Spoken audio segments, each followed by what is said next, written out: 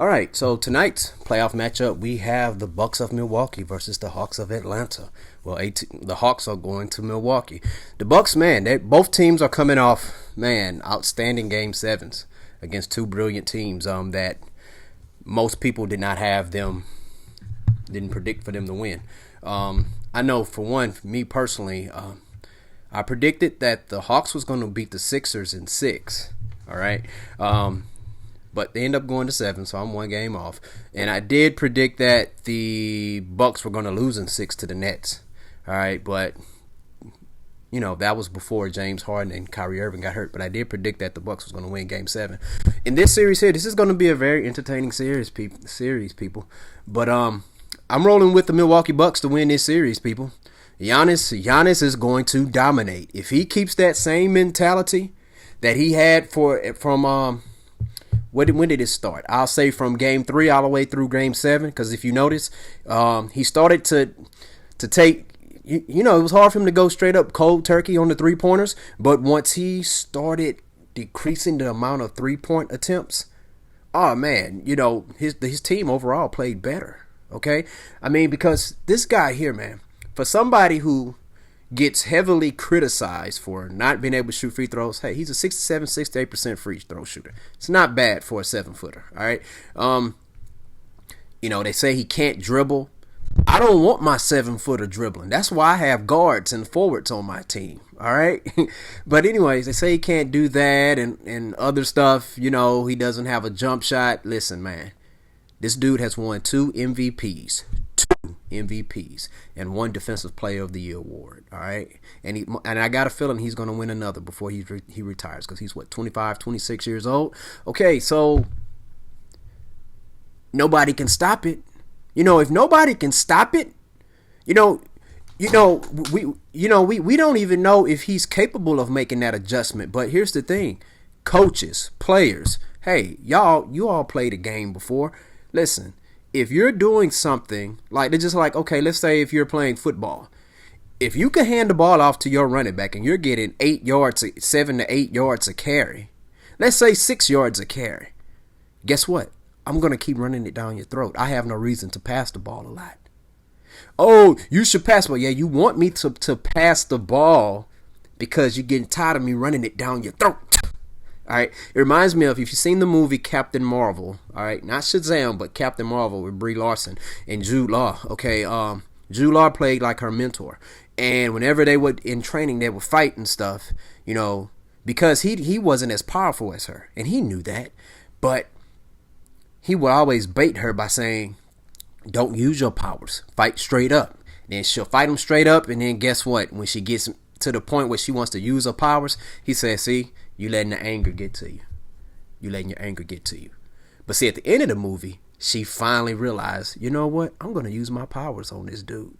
At the end of the movie, he said, you know what? How about you fight me? Human to human. Hand-to-hand combat. She said, okay. And then she blasted him. Use your God-given powers. Giannis, you don't have the power to shoot three-pointers. Can you make it every now and then? Yeah. But guess what? I cook every now and then, but does that make me a chef? No. No way. Guess what? Dominate. Like, you're not going to get Clint Capella and John Collins in foul trouble if you're shooting three-pointers, okay? Clint Capella's a good rebounder. And listen, Clint Capella, hey, he's going to get you 13 and 14 a game for ATL. And the thing about it is, for, Giannis, just dominate. Nobody can stop you. Nobody in the playoffs, remaining in the playoffs, can stop him from dominating. Now, if he goes against DeAndre Ayton, that's going to be a good matchup, but I still have Giannis winning that matchup. But even though DeAndre Ayton is no slouch. But we'll talk about that if that happens.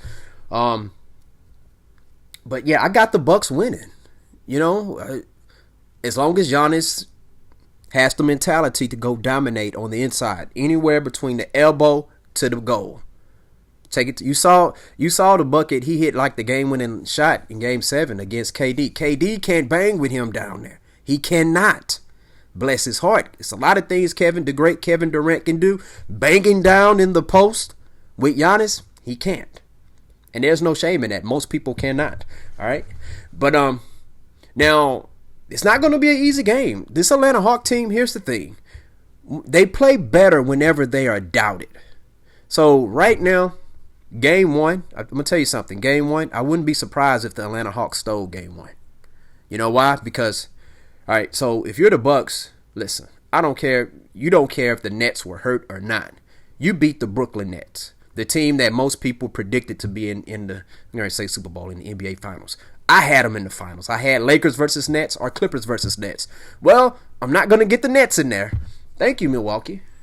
But respect. But anyways, they had the Nets. And guess what? You took them down. Yeah, your availability is your best ability. Your best ability is your availability. That's what the great Herm Edwards says. So they knocked the Nets off, and they coming down off that. You know, are they gonna look at the Hawks and be kind of in relax mode? I don't know.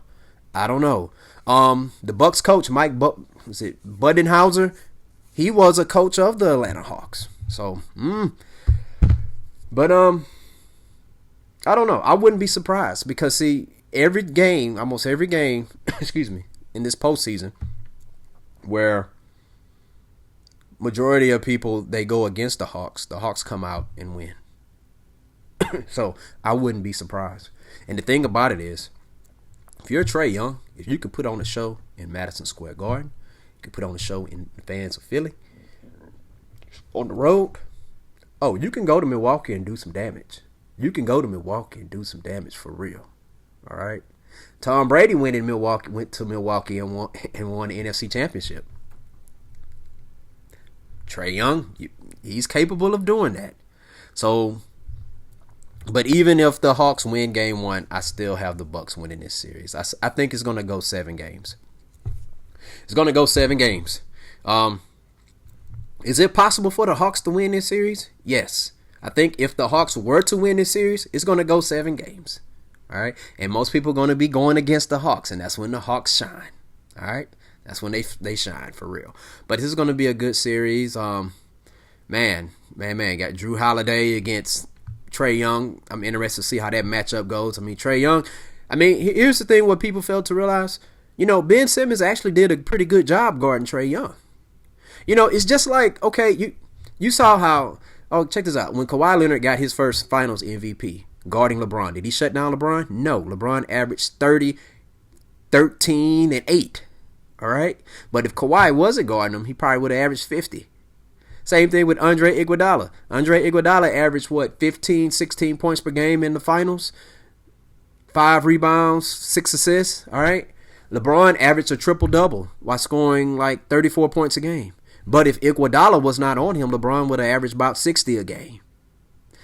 So if Ben Simmons was not guarding Trae Young averaged 29 and 11, shot like 40% from the field. If Ben Simmons wasn't guarding him, well, Trae Young probably would have averaged 40 points a game, 16 assists.